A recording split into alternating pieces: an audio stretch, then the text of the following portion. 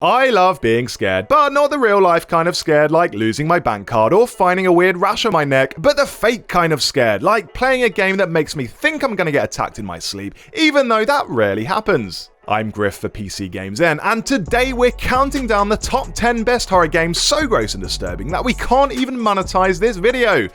Advertisers won't go near it. Can't think why. And you know what, demonetized videos won't keep the lights on, but that just makes for the perfect environment to play scary games in because it's all dark. Let's take a look. Up first, and what better way to kick off a list about the top 10 best horror games than with Resident Evil 7. It's an essential if you're creeped out by fridges full of rotting meat, families eating rotting meat, and watching your character choke on rotting meat.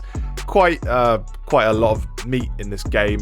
One of the sickest moments for me is this fight against the dad of the twisted Baker family, Jack, a man for whom walls mean nothing. It's a fight that only triggers if you play the game on hard mode. In the fight, after he cuts off your leg, you literally have to crawl along the floor to get it back. It's a rare chance for an alternative view at your own leg. Wow, I've never actually seen it in profile before. After that, he goads you by putting down some medicine and beckoning you towards it so you can stick your leg back on. I'm pretty sure that's not how legs work, but what do I know? I'm no leg doctor. You can do it.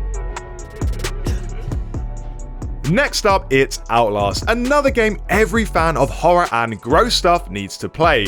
It's just such an inherently eerie premise. You play a journalist who, thanks to his intrepid journalism, gets trapped in an asylum full of bastards. See, this is why I'm not intrepid. It can only lead to bad things like jump scares or a bunch of naked people following you around. If you can make it past an early bit where you have to evade a murderer in a pitch black basement while trying to get the power working, congratulations, it only gets worse from here on out. There's something to mentally scar you every 10 minutes. My favourite element of the game is how not everyone is out to kill you. Some of the patients are content to, just lie under their bed talking to themselves or do some finger painting on the wall. Those poor bastards. What could drive men to such creative extremes? Third on the list, it's Alien Isolation, a game I literally couldn't finish because it was too scary, and I'm not ashamed to admit that. If you make any noise, the alien can and will burst out of a vent and kill you instantly like the world's most violent librarian. I just don't need that sort of stress in my life. It's basically a quiet place, but, in space. And the alien isn't the only horrifying figure of death around. These creepy androids will kill you on sight just because they're jealous of your skin. Whoever programmed these things to have super strength and anger issues made a big mistake in my opinion.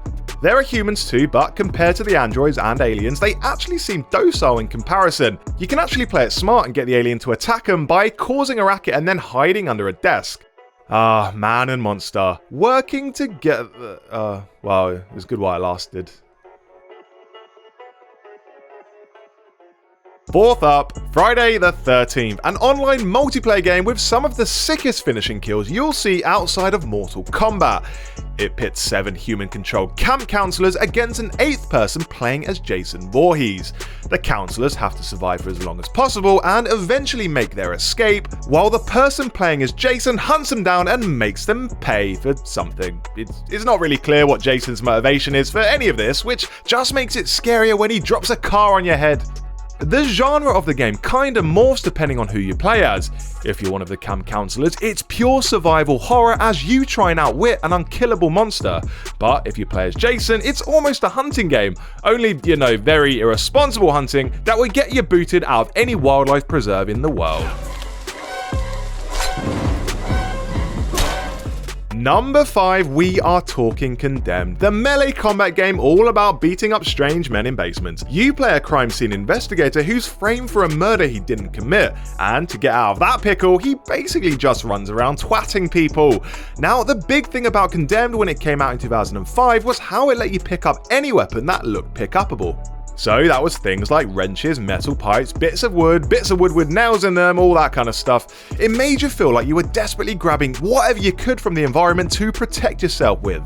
On the rare occasion you found a gun, there was usually only a few bullets to shoot, so you just have to hit people with it instead. Classic Condemned. The developer of this game, Monolith, went on to make Middle-earth Shadow of Mordor and Shadow of War. They're similar games to Condemned, in a way. I mean, if Sauron was a meth head.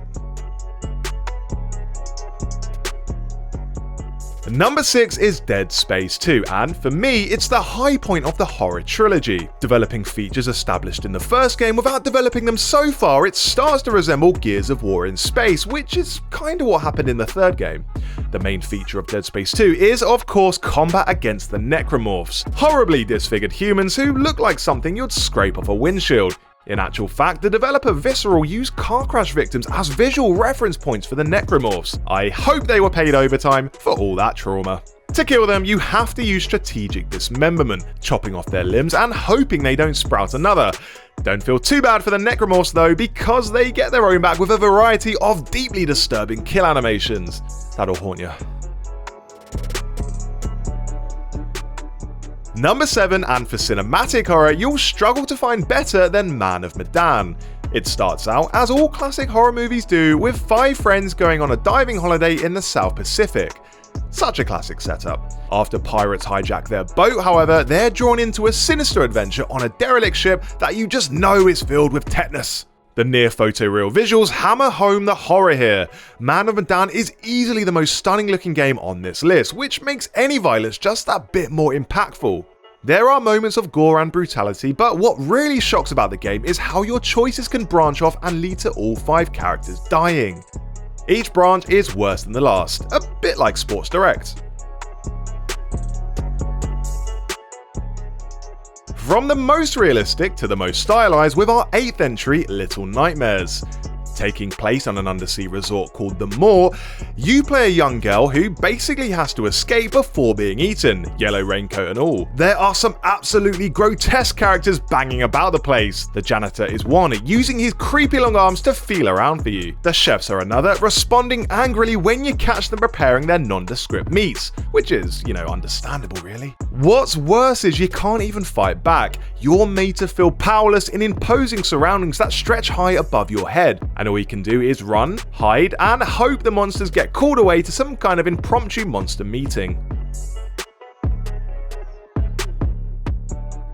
On to number 9, Layers of Fear, and this one is more of a psychological horror game where you start to question reality. That's what happens when you're an artist who has been driven mad trying to paint his masterpiece. The walls will warp, doorways appear from nowhere, and hallways seem to stretch to infinity.